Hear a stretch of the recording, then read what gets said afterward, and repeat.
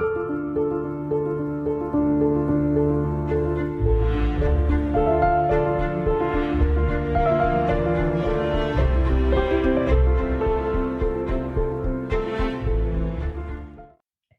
and welcome to the SG Child Show. I'm your host, SG Child, and today I have a fantastic guest.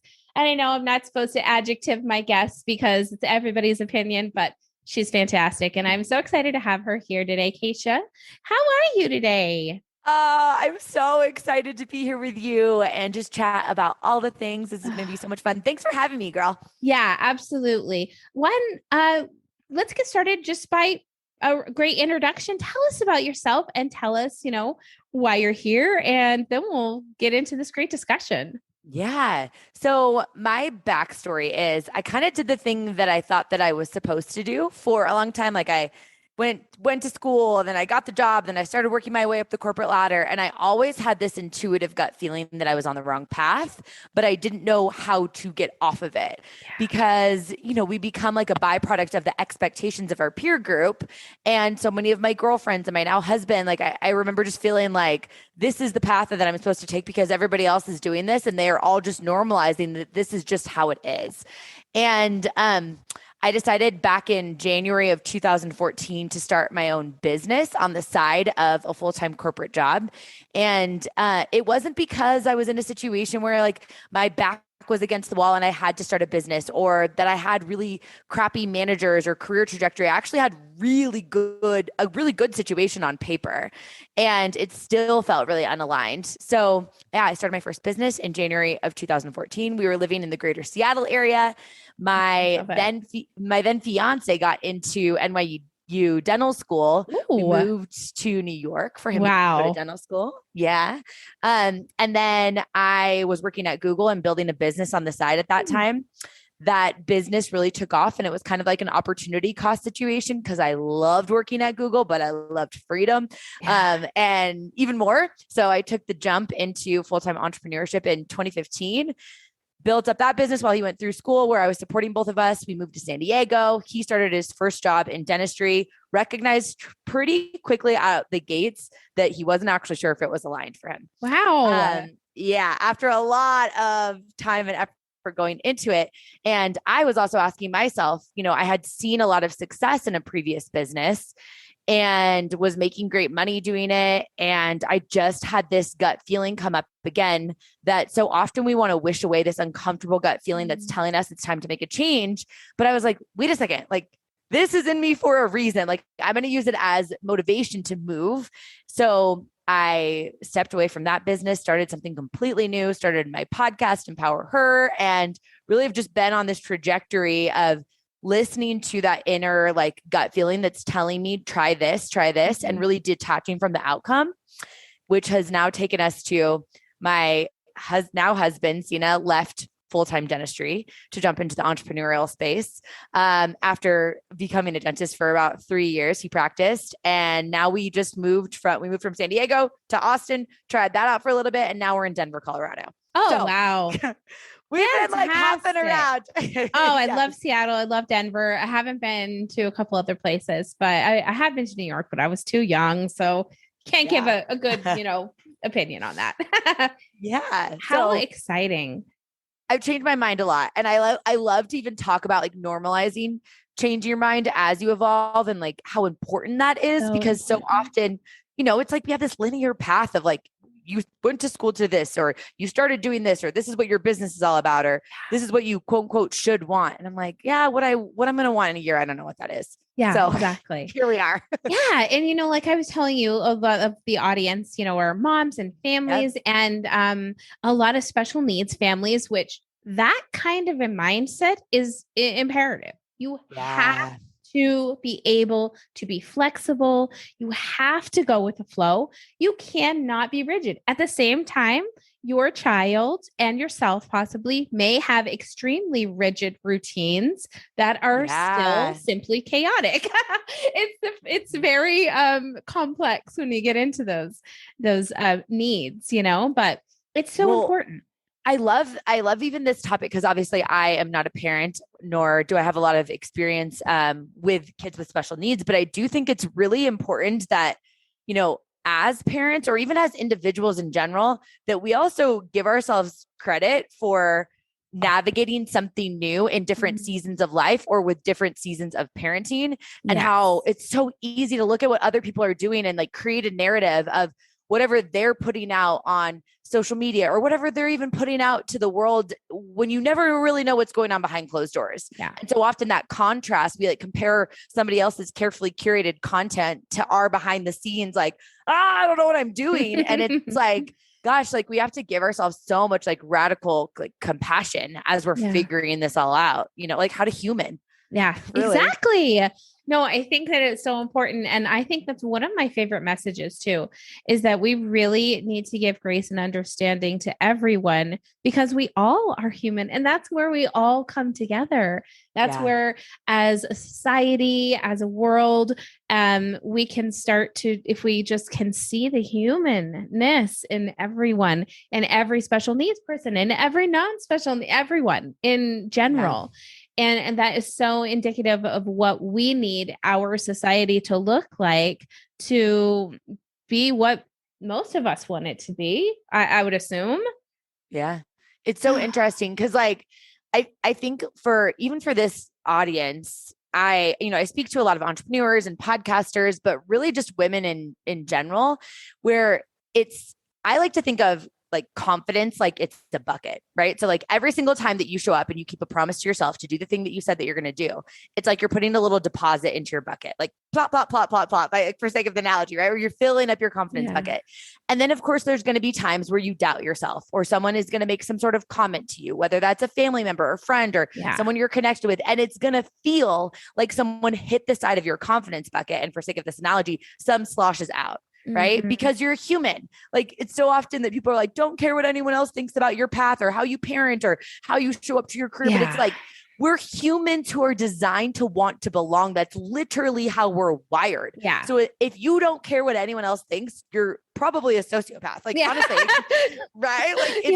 Like I'm glad that we care what people think because we can be better humans. Yeah. It's just trying to figure out how to care what we think most and how to give ourselves an opportunity to build confidence as human beings. Mm-hmm. And I think a lot of people, like parents aside, because obviously I can't speak to parenting as a non-parent, but I do think it still applies where if you're not giving yourself an opportunity when you go through each day to try and just build up your own confidence and your belief in your ability to figure things out, any curveball that life throws you is going to feel so overwhelming because you can't go back to this inner knowing of, I have the strength internally to figure this out. So, to anyone listening into this, that you're like, if you don't have any goals that you're working towards, it could literally be drink half my body weight in ounces of water, read 10 pages of a book that's going to lift me up, finally have that like tough conversation with someone that I need to find little micro goals to give yourself those deposits so that when life does feel tough and throws you a curveball, which it will, as we all know, or when you have to navigate something that just feels kind of crappy, it's like you just believe that at that core, you're strong enough to navigate whatever how comes your way in pursuit of whatever it is that you're working towards. Yeah, definitely. And that's really good things to give your children that idea to be able to do that, because we still building them up with those ideas is just as important. But not only that, but being able to do that for them to see you and lead by example. That's where the turning key is when they see, I was at the grocery store the other day with my kiddos and, I have authored children's books, and there's one man at the grocery store with Down syndrome. Love his heart to death. He's my absolute favorite guy. And I'll bring him a book every once in a while, and he takes it to an elementary school and reads to the kids. Amazing. It's just the sweetest thing. And I brought him a book the other day, and I mean, his excitement it's just makes your heart melt, first of all. Yeah. And then as I'm walking away, he and the checker, he's the bagger, and in the checker, I could hear them just saying, I love her. She's so great. And my daughter and her friend are with me, which is at that moment, my daughter says, Mom, you have so many friends. And I turned around Oh, and I said, if you guys want friends too, this is how you treat people. Like watch amazing. me. Let me show you the right ways to do it. If you this is what you want, it's not hard to learn. So it's so Yeah. important that we show our kids when we're out in public and at home, but at the same time, kids are going to also see when you're at home your bad days and your bad moods, but why not let them help you through it?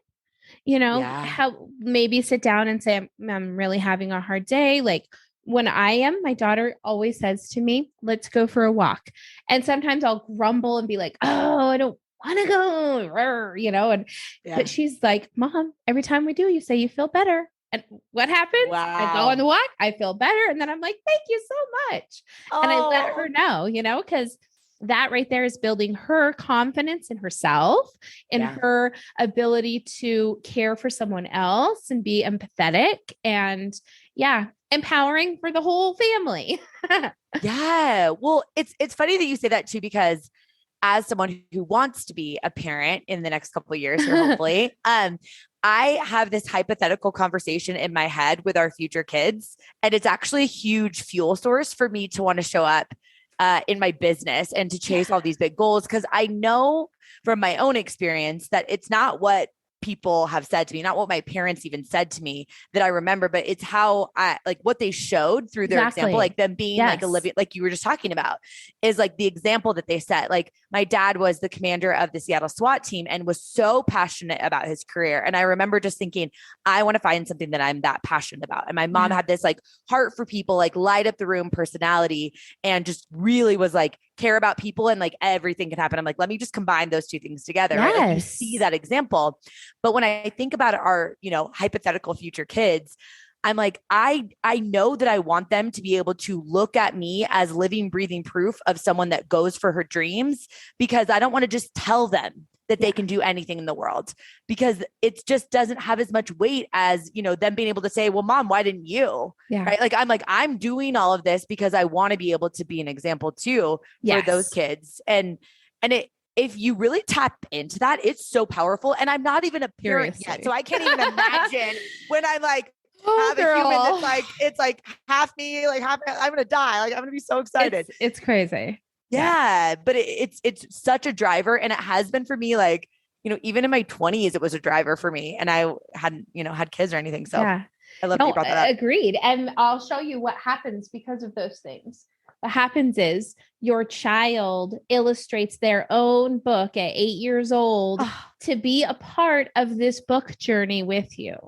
I mean, And what oh, more could you want than, and they're so cute, both of them, the 10 and the 12-year-old, when I first started podcasting, recorded their own little podcast and amazing. got on. It was just like, I found these little let's talks cards and they have subjects that you can talk about.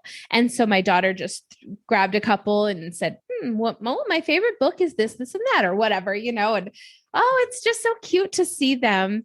And with their dad is very, very artistic. He's a spray paint artist and he does like beautiful woodwork. And so they love to do, like coloring with him and the arts and he's very like survival guy. So they'll go out and, make the fires and do all the things. Love Yeah, that. it's Well, great. it's so cool because when I hear that, I'm just thinking of like all of these things that you're exposing your kids to for them to kind of figure out what it is that they're passionate about and excited Yes. about. And what's so interesting is my husband, Sina, his family, they're immigrants here. He's Persian. And I grew up differently than he did, where he was very much so told like, achieving is so Yes. important. And he was rewarded for how well he did at things. And he was encouraged to be basically a doctor, a dentist, a lawyer, some sort of like Some career path like that. And yeah. I was not raised, my parents got divorced when I was 3 and they had me really young. And I was not raised that way at all. I was raised, my mom was like, try everything. You're rewarded for your bravery to start something. You have to follow through on it. Like you can't start cheerleading and then quit halfway through the season. Like you have to follow through and you have to stay with your commitment, Yes. but you're rewarded in our family for being brave enough to try. And what that is manifested in, and it's funny now at 32 where I thank my mom so often for like how she raised me now, because I see how much, work I've done on myself, but also how much that's transpired into my bravery now, that I am not afraid of failing. I'm afraid of regret. I'm afraid of getting to the end of my TBD amount of days here with coulda, woulda, shoulda. Like, I want to try things. Yeah. And we've had to really like work on Sina's mindset. We've been together for 13 years, but we've really had to work on deprogramming like the thoughts that, and like the narratives that he has around success criteria, because so much of it is from this, like, cultural and really just the way that his family raised him, so much so that like we're recognizing like he became a dentist because so much of that was ingrained in him, that it's what he thought he should want, not even what he actually wanted. He's built to be an entrepreneur, for sure. Like, he has that brain and loves business, but it goes back to even how you're raising your kids. And of course, I'm not saying that people can't escape a childhood that wasn't favorable for them. Of course they can. Yeah. But it's really powerful when you see the contrast of it. And even when I hear you talk about you exposing your kids to all of these things that you and your husband do, and just like, what do you guys want to try? Like, it makes my heart just so happy, because I know how much it's helped me as an individual now, 32 years later. And, I'll say one thing we do struggle with though, and I'm so glad, because we were talking about showing the struggle and the good, right? Yeah. One thing we do struggle with is our son with autism. He has, a little bit less safety kind of cognitive functions. And so for him, we've had a hard time in the past wanting to go to busy places, or, places that we may have gone to in the past, like concerts or fairgrounds or things that are a little bit, we have to be a little bit more careful. And now that he's 12, I mean, it's getting better. And now he's easier to communicate with. And so, and he's not being like upset. For a while, we had to change our language around him in no negative connotations towards him in any way. You couldn't say, no, stop, don't, can't do, you couldn't say anything like that. It all had to be positive direction, or he would just lose it. Wow. And so, parents, that's hard for parents to change for their child rather than have their child change for them. It's like a pursuit of parenting to mold this little person into whatever. That's not the way to do it. And I know that's what the way it looks like it should be done, but that's actually not the way you should do it. You need to put all the ingredients in the pot and let it simmer on its own. You don't just constantly stir, or then it's not going to be correct. And I mean, I can imagine like having multiple kids too with different personalities. Like, you think of like, I even look at like my siblings that like being raised by different, I'm like, we all are so drastically different. Like, we are not similar at all, and part of it is obviously genetics, but also a huge part of like how you were raised and how you interpreted that. So it's like, I can just imagine, I think of all of my friends that have kids that are just so drastically different, and you're trying to figure out, like, just shout out right now to any parents that are listening into this, because like, that is a tough freaking job to figure out how to cater to each of these kids. I mean, woo.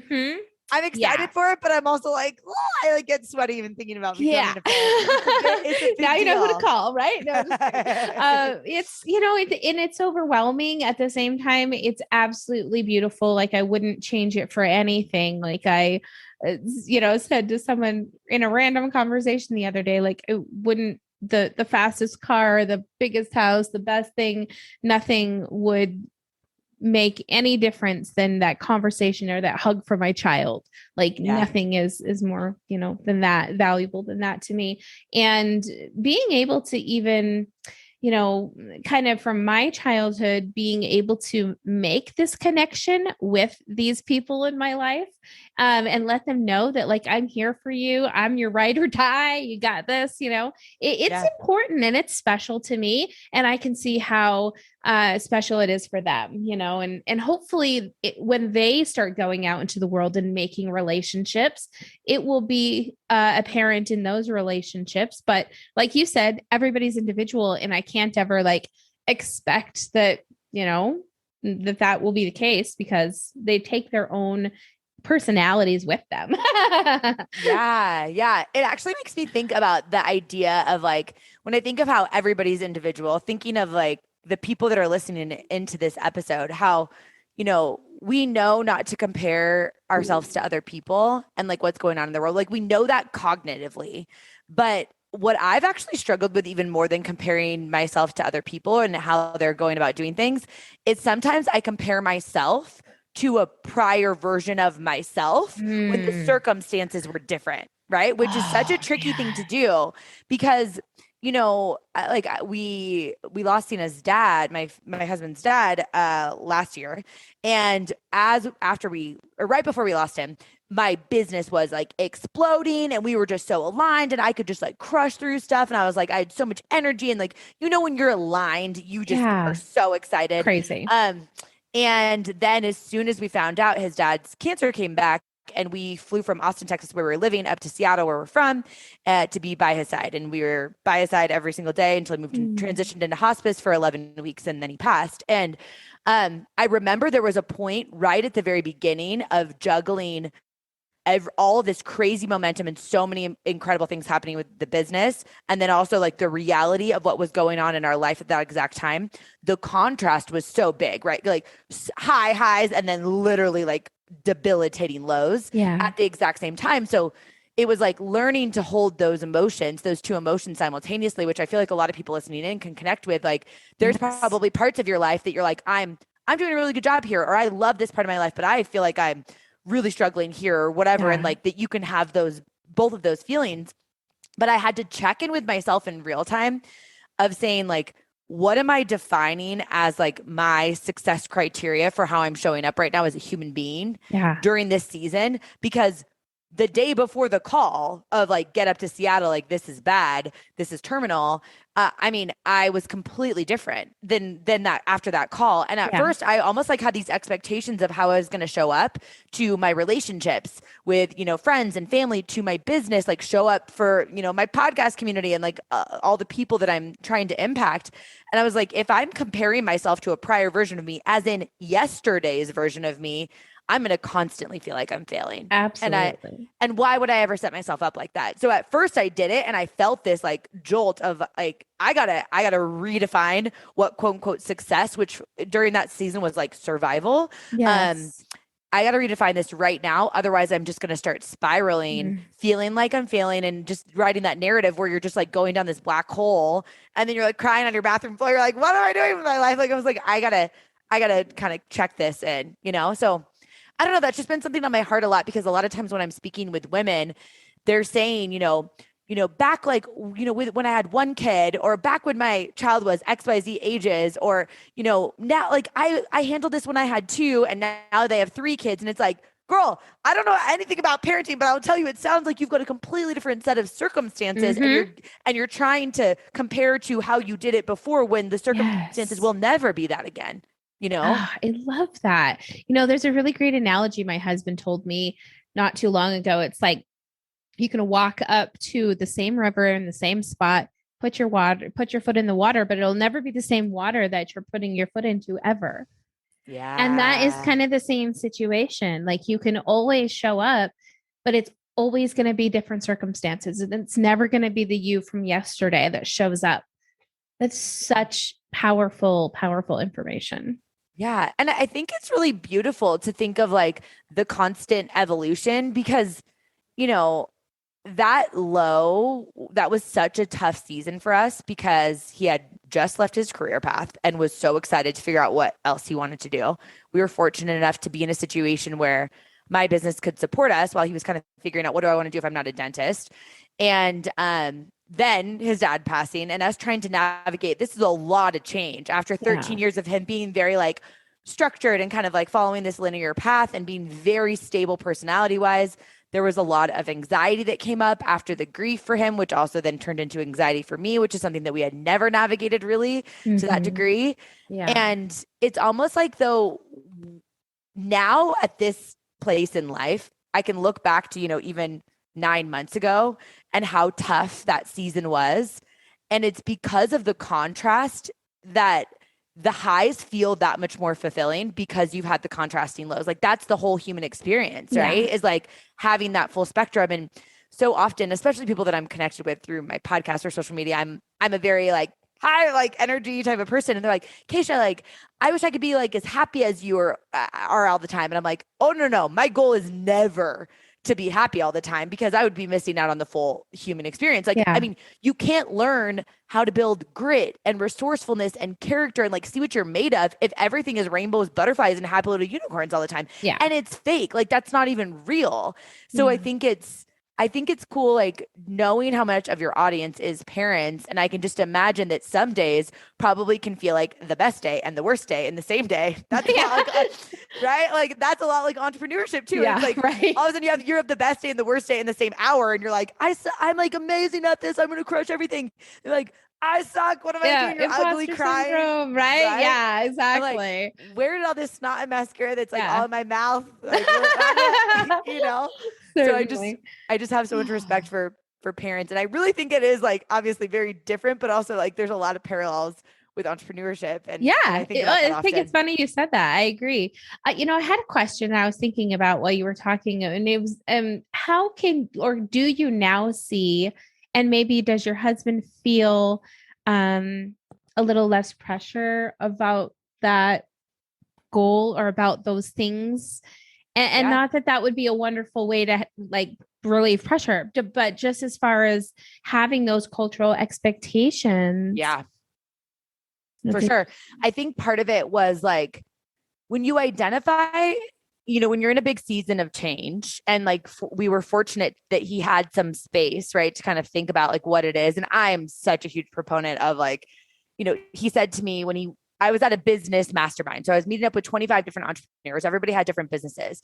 And on the breaks in the bathroom, I would be voice texting him like, this is this idea that I have. And I'm so passionate. I've been an entrepreneur my whole life. I just was in the corporate world as an entrepreneur, feeling very confused for many years until I left. But I was, voice texting him all of these ideas. And then I came back from this mastermind, which was in Arizona. And we sat down and poured a glass of wine. And he was like, all right, Keish, I'm just going to be real with you about all of this. Like, I just know that this is not the right career path for me. And I knew that with dentistry, like I knew that it wasn't a forever thing for him. But he's like, I am so much more excited about these ideas that you're sharing and how I can help support on the back end until I can figure out what it is that I want to do. Cause he's so ambitious himself that he's not really designed to be like the back end of my business. He can help, but like that would have never worked for our marriage or for his fulfillment. So I know that some people agree. No, I completely get that. Same for us. Yeah. Yeah. And like, of course he's always going to be involved and know what we're doing. I'm like, someone has to read through all these contracts. Like, I'm not doing that. And it works really well. But what was interesting, so he said, I'm more passionate about this. I can already tell. And he's like, if I stay in this career path, I've already played out what the next 25 years is going to look like. I feel like I'm wasting my potential if I stay here. And I was like, quit tomorrow. Quit. Like and so many people had feedback about that. Like, but he went to school for X amount of years to do it. And you spent $77,000 a year in tuition at NYU for him to go through dental school. And my mindset was, well, we're not going back that way. Like the skills that he learned becoming a dentist are transferable skills, the work ethic and the ability to focus. Like, I mean, how he 100%. Believes in himself. I mean, I'm like, those are transferable skills. It doesn't matter if he doesn't want to be a dentist anymore. And it was such a no-brainer to me. But when we started to get feedback, especially from a couple of family members from my side is like, trace degree, whatever. His side, because, they're used to me. So like, I can't really be put in a box. And for him, there was some feedback of like, but, are you sure you spent so much time doing this? And that was when we got to really unpack a lot of the narratives that he was like, I have these beliefs that I don't believe that I inherited and like adopted from somebody else. And I don't believe that that's true. Yeah. And it created this beautiful evolution because of people's feedback that didn't get it for him to start to unpack. And I can't even tell you how many people that have been in their career paths for 20 plus years that have reached out to us. Like he's come on the podcast to talk about this and stuff too, where like people just come out of the woodworks where they're like, I've been doing this for so long. I got to this title. I have golden handcuffs because I make X amount of dollars, or I spent 15 years getting to this like senior VP role. And now I'm afraid to leave, but I really would love to build, I don't know, like whatever, like do something else. Like, I'd love to like start a knitting business. Like, yeah. People have like, I think a lot of women that are even listening into this podcast, you have that thing on your heart that you kind of want to do. It doesn't have to be your full-time thing. Yeah. But like, what if you asked yourself, could this add another stream of fulfillment or joy into my life? I love that.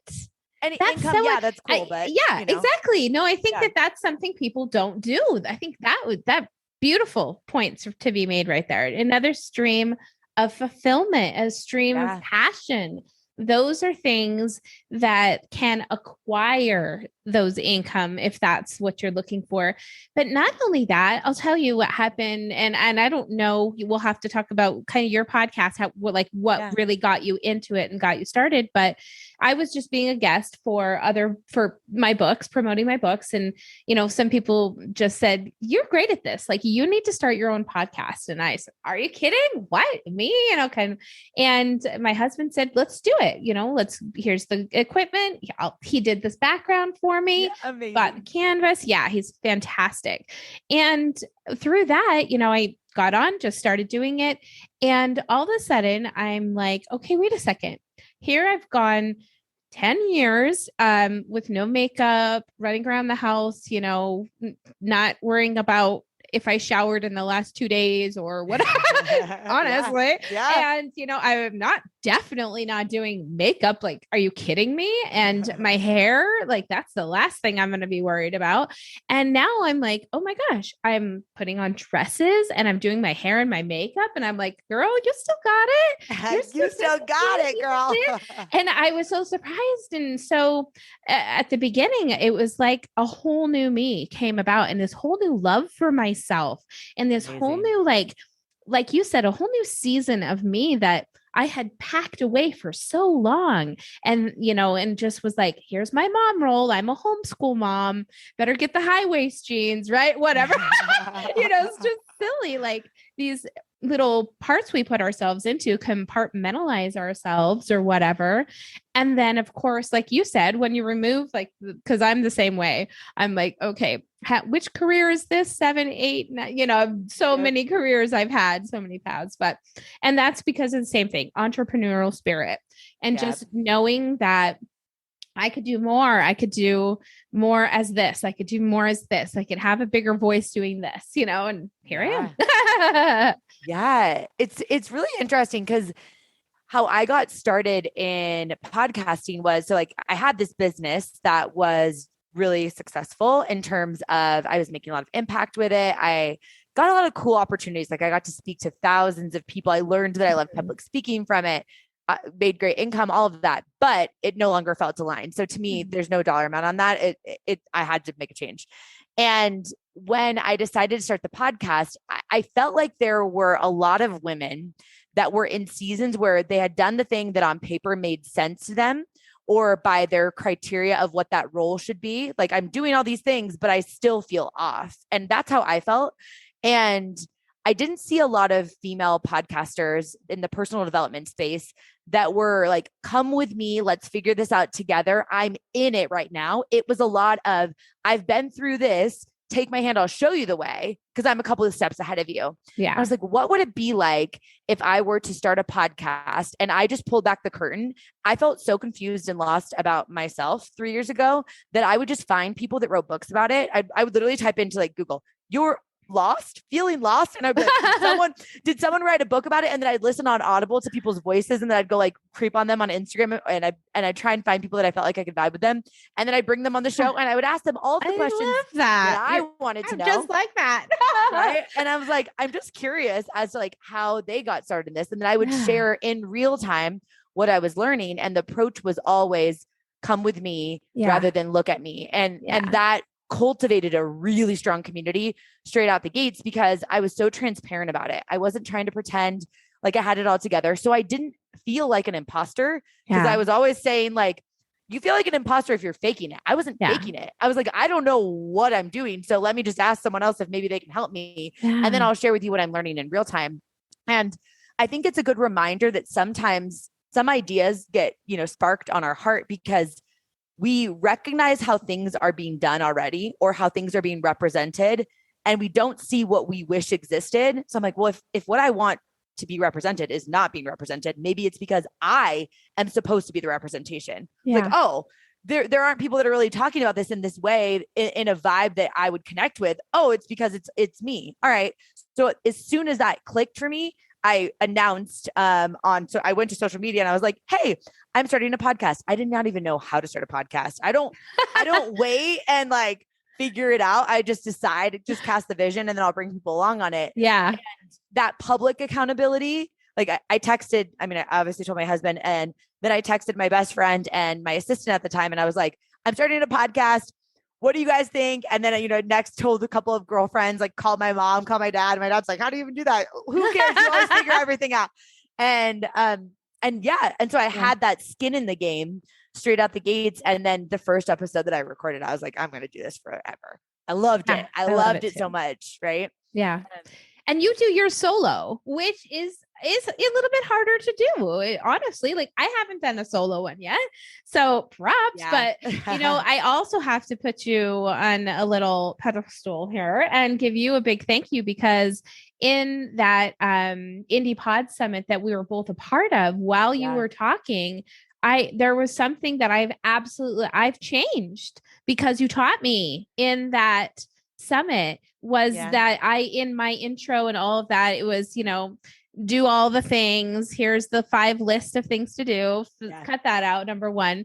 But I also now, and you'll see when this podcast comes out, especially, I say, let's do this together. Like, I'm so glad that you showed me that was the way to reach out, because reaching out was fine and everything. But when I felt so much differently when I was like, hey, this podcast isn't about me. It's about building a community with you. You join me on this. And I was just like, thank you. It's all thanks to you for showing me that was like a better way to engage with people, You're so sweet. Thank you.